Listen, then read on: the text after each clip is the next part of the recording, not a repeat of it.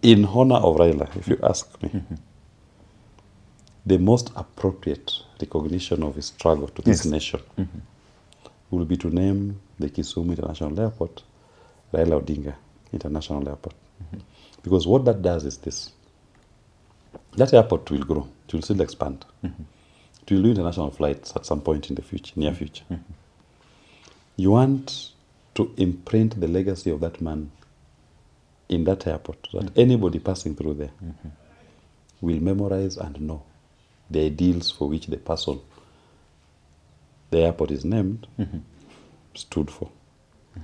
Those who have been hiding under the coattails of Raila Odinga and don't believe in the ideals for which he represented, they are going to find it very rough. William Ruto, for instance, is going to find it very rough. Does he believe in the ideals that Raila Odinga believed in? I don't think so.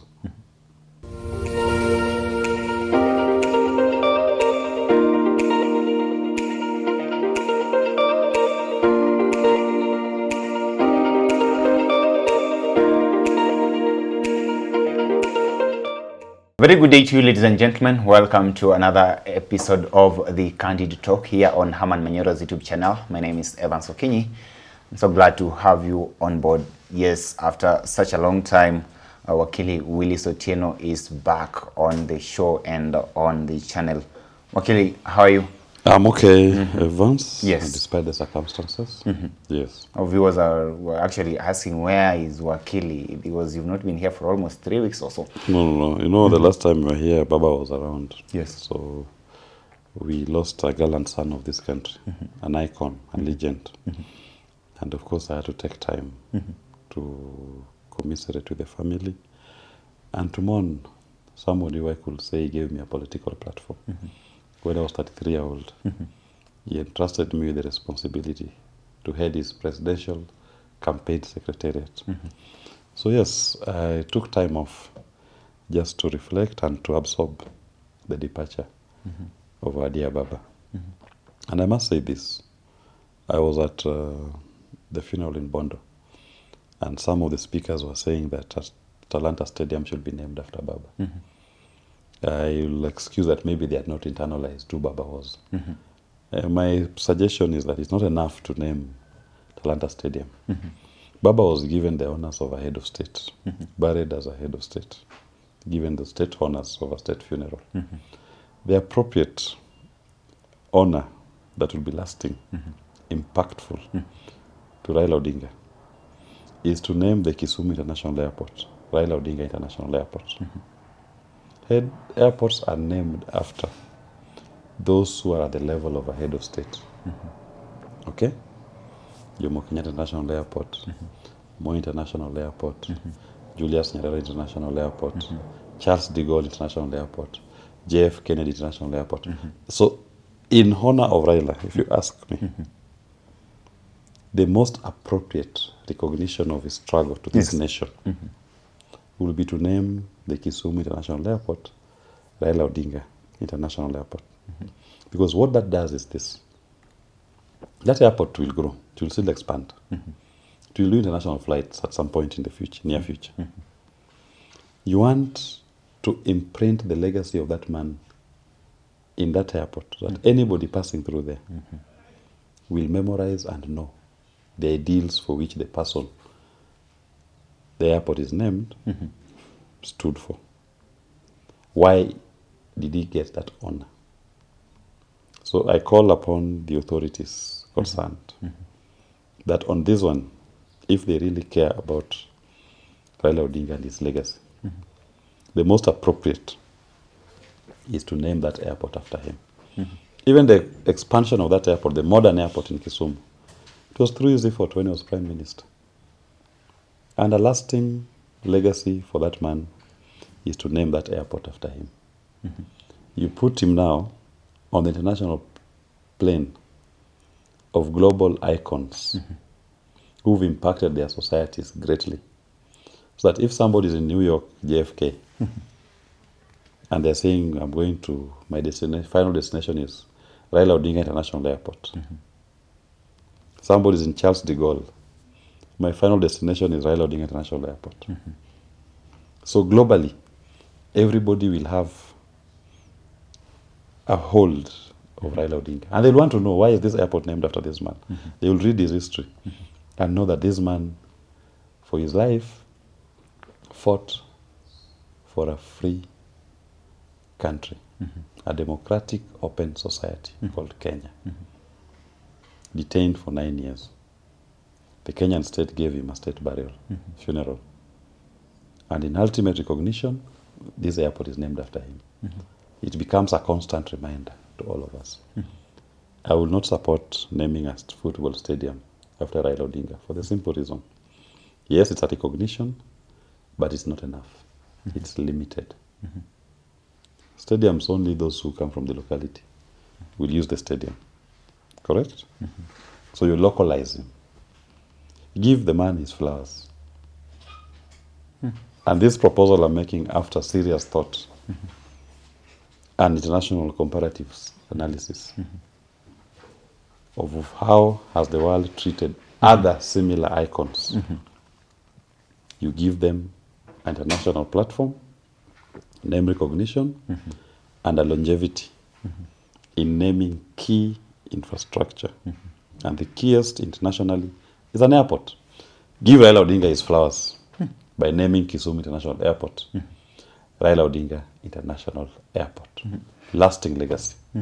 Well, we wait to see if that will actually work. Of course, the other proposal was given by Wanga, but I've also seen the caucus presenting political parties in the country propose to county governments to have monuments erected in their various counties to honor him as the father of devolution. Do you think that's also a good idea? No, I mean, it's a good idea.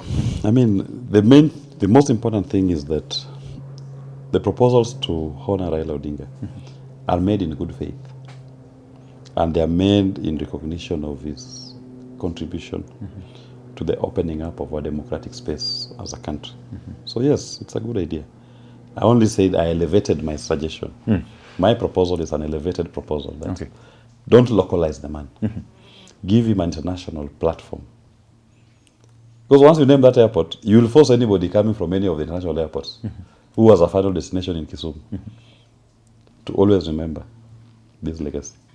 But if you build for example, a monument was in Gishu County or in Nyeri County, you've localized it. Good, I'm not saying it's bad. Good, the people who are within the locality will interact with it. They'll remember. But I'm suggesting a final international, global recognition. You do it locally, but international impact. Well, I understand you. The passing on of former Prime Minister has actually left a mark in this country, a void that will actually take us some time to fill. Then I'm just looking at the kind of situation that I'm actually witnessing in the country with regards to now what is taking place in the Orange Party, what then becomes of the kind of politics down there. Of course, Luoland, in as much as I don't want us to go to that particular direction, because then it goes without saying that he had a lot of influence in that particular direction.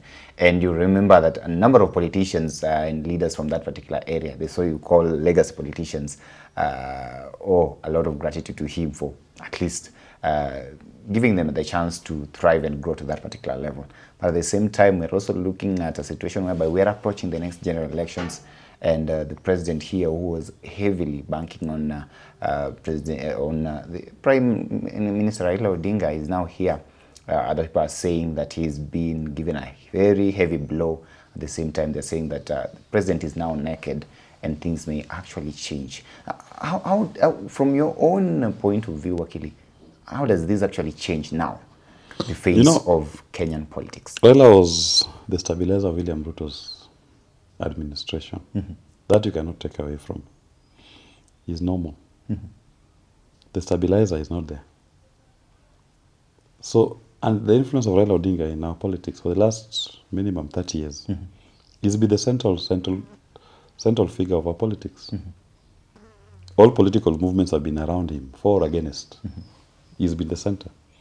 So in his absence, You cannot tell me that the centrifugal force will not be affected. It will. Because he was the core of our politics. People mobilized either with him or against him. And now that force is not there. So they have to find a new anchor. And in the interim, before that anchor is established, people are going to split into the four winds.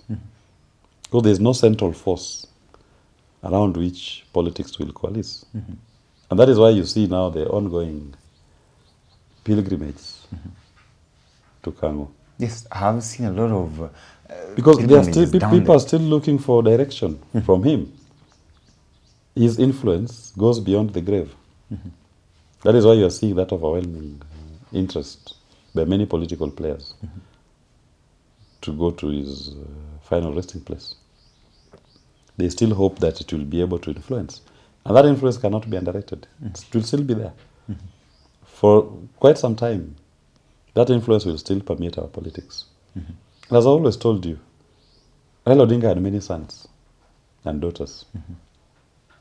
The next phase of our politics, even in terms of administration, it will come from those who, at one point or another, were with Raila Odinga in the trenches. Those who believed in his ideals of social justice, an equal society that is about fairness to all.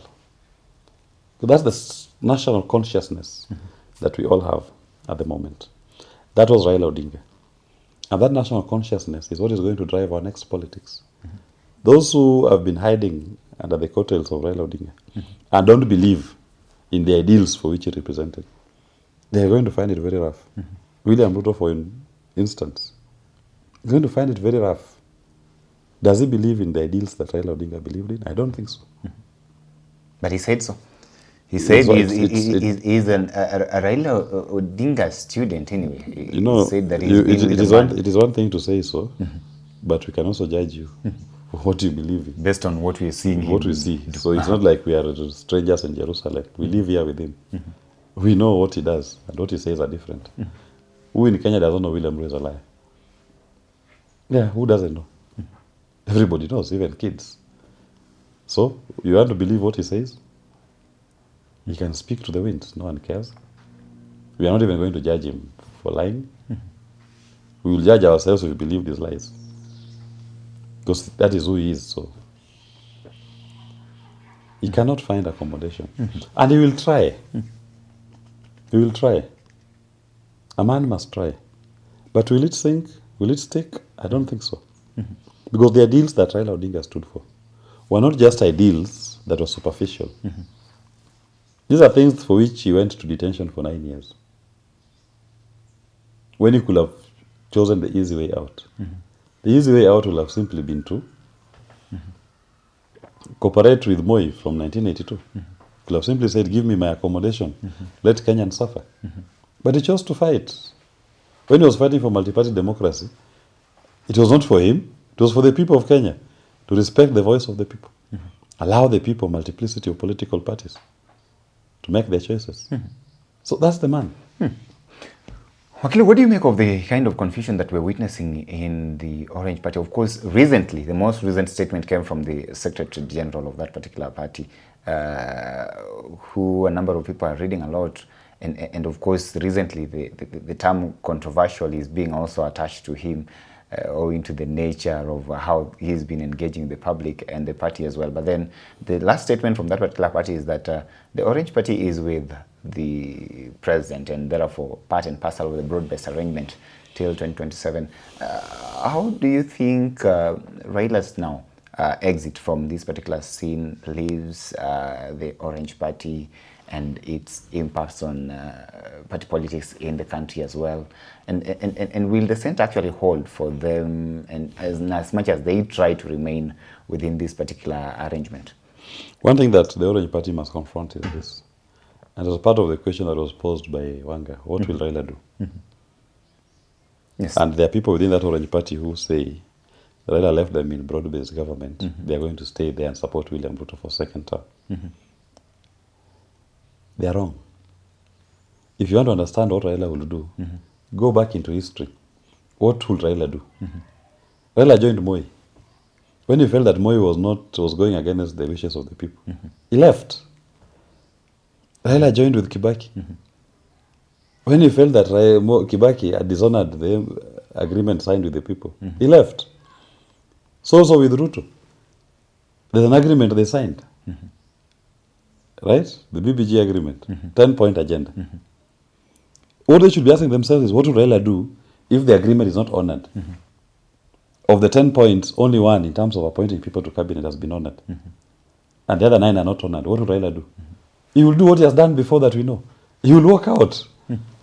Raila walked out of government. Why are you talking as if you are sure this 10-point agenda is not going to be honored? No, as it's now 1 year down the line, we are seeing out of 10, only 1 has been honored.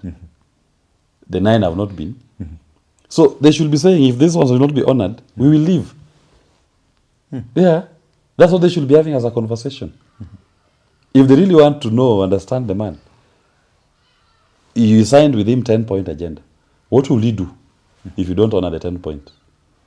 He would leave. He will leave. And me, I'm drawing from experience.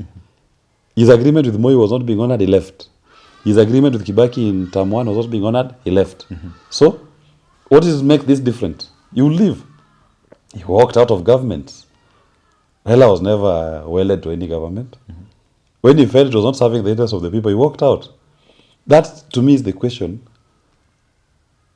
those who belong to his political caucus should be asking and answering.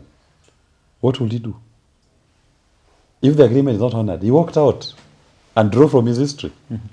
But legacy politicians will want to tell you that he left us here, we are dying here. We are not moving. No. That is now selfishness.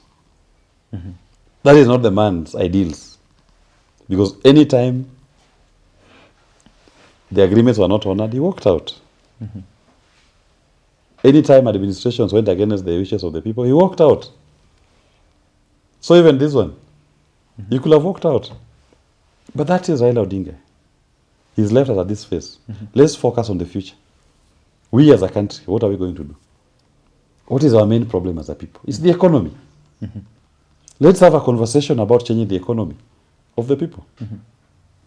Play politics that goes to the individual. Definitely. In terms of economic emancipation. Every Kenyan should live a life of dignity. Yes. That is what Safina Party is about. It's about the economy. What are the policies that you're coming up with that is going to empower everybody economically? Up to the individual.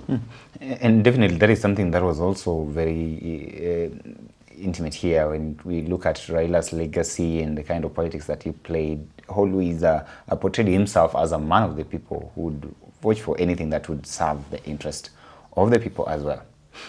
So my question now, finally, as we wind up that particular section, I know very well you're not a member of the Orange Party, but I've seen a lot of people question, if at all you look at the legal basis and how these things were actually done in terms of ensuring that the party continues, even post Raila Amolo Odinga. We now have Oburu Odinga, who is the acting party leader of that particular party.